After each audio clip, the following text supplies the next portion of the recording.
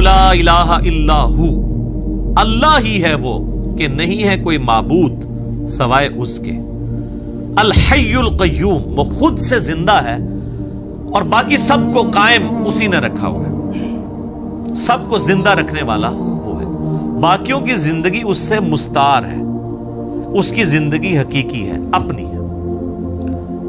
لا تأخذہ سنۃ ولا نوم، اور اس کی زندگی اتنی کامل ہے کہ نہ تو اسے اونگ آتی ہے اور نہ نیند۔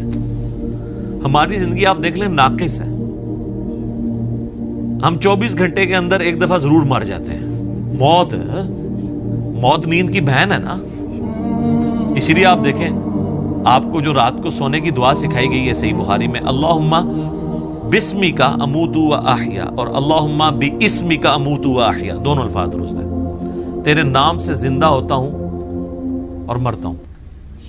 تو نیند بھی موت کی ایک فارم ہے۔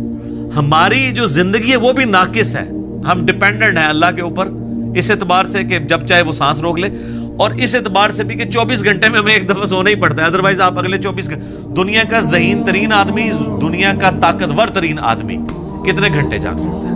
یہ بزرگ جو جاگتے رہے ہیں نا 1-1 سال یا 2-2 سال، کہانیاں نے کوئی نہیں اٹھ جاگتے، جس کو ہے نا اس کو لے کے جاگ کے بتائے کوئی، اور کہتے ہیں جناب 3 سال تک کھایا پیا نہیں ہے۔ اس کے ساتھ اس کہانی کو کمپلیٹ کیا کریں، ساتھ یہ بھی کہا کریں کہ نہ کھادا پیتا نہ پیشاب کیتا،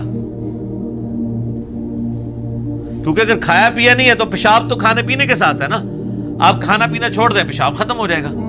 یہ ساتھ کیوں نہیں کہتے ہیں کہ 3 سال تک پیشاب بھی نہیں کیا، اور پھر اس طرح کا بندہ لے کے آنا ہے، اس کا جو ہم کریں گے نا وہ ہماری ویڈیوز میں ریکارڈ ہے۔ دوسرا ہے نیند نہیں آئے گی اور اس سے اونگ بھی نہیں آتی، یعنی اتنی کامل زندگی ہے کہ ایک لمحے کے لیے بھی جھٹکا نہیں آتا۔ لہو ما فی السماوات و ما فی الارض، اسی کے لیے ہے آسمانوں اور زمین کی بادشاہی۔ من ذا الذی یشفع عندہ الا باذنہ، کس کی جرأت ہے کہ اللہ کے حضور کسی کی شفاعت اور سفارش کر سکے سوائے اس کے اذن کے؟ ظاہر ہے کسی کی جرأت نہیں ہے۔ دنیا میں سفارش یہ ہوتی ہے کہ کسی شریف آدمی کو پکڑ کے پولیس لے گئی ہے تو ایک وہاں کا بڑا آدمی جا کے سفارش کرتا ہے کہ جی آپ کو غلط فہمی ہوئی ہے، میں اسے شروع سے جانتا ہوں، بڑا شریف آدمی ہے۔ اب اللہ کو اس طرح کی سفارش تو کوئی نہیں کر سکتا کہ یا اللہ آپ کو غلط فہمی ہوئی ہے، بندہ غلط پکڑ لیا آپ نے، نہیں، ایسے تو ہو ہی نہیں سکتا۔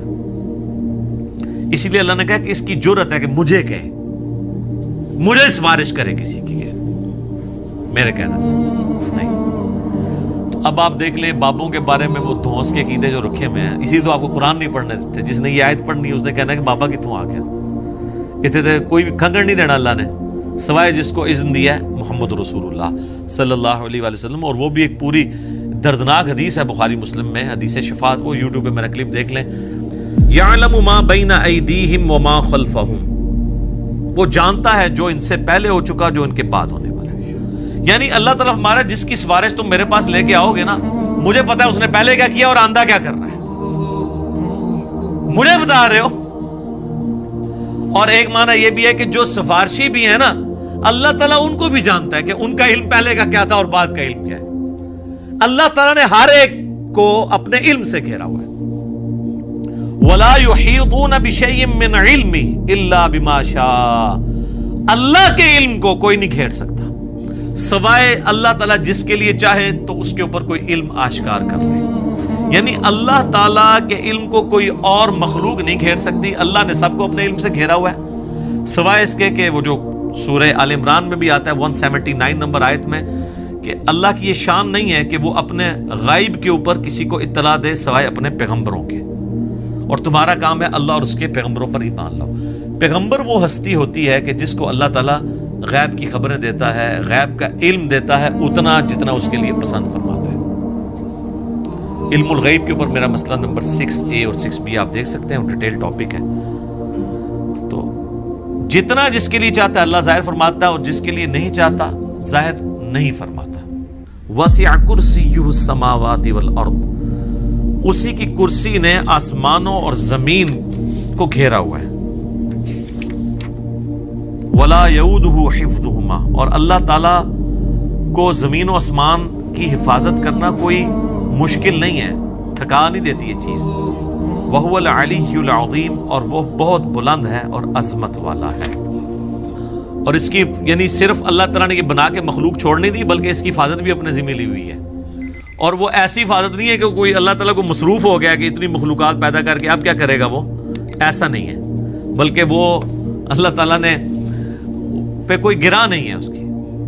وہ تو سورۃ الانعام میں ہے کہ زمین کی گہرائیوں میں کوئی دانہ نہیں پھوٹتا, نہ زمین کے اوپر نہ سمندروں میں کوئی پتا بھی گرتا ہے مگر اس کے علم سے, اور اتنا کامل علم ہے کہ اللہ نے یہ سب کچھ ہونے سے پہلے لوح محفوظ میں لکھ لیا ہے. تو ایک ڈیٹیل ٹاپک ہے. وَهُوَ الْعَلِيُّ الْعَظِيمُ, اور وہ بلند ہے اور عظمت والا ہے.